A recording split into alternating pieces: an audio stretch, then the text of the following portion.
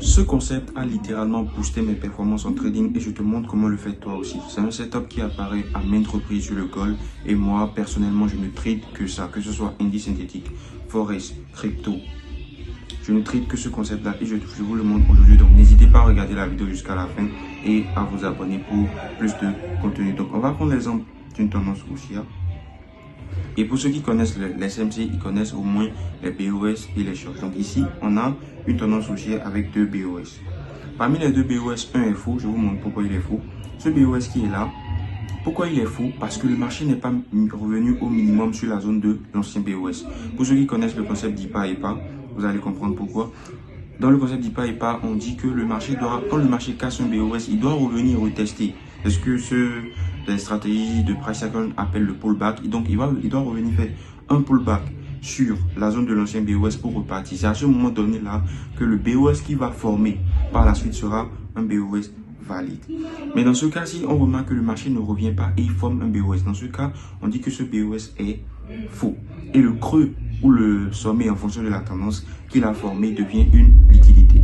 Donc, on va attendre que le marché revienne chercher cette liquidité et essayer de prendre une nouvelle position à la hausse, soit sur la zone du market shift, c'est-à-dire la zone de l'ancien BOS qui n'a pas été testé, soit sur l'order block ou le POI.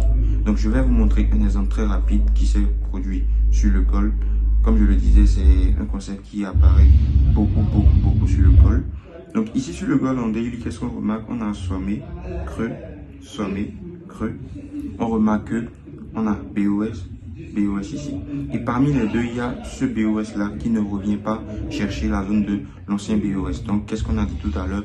Zone de faux BOS. Donc, le creux qu'il a formé est de la liquidité. On va le noter. Et on va placer notre zone de market shift ici. Voici la liquidité à ce niveau-là.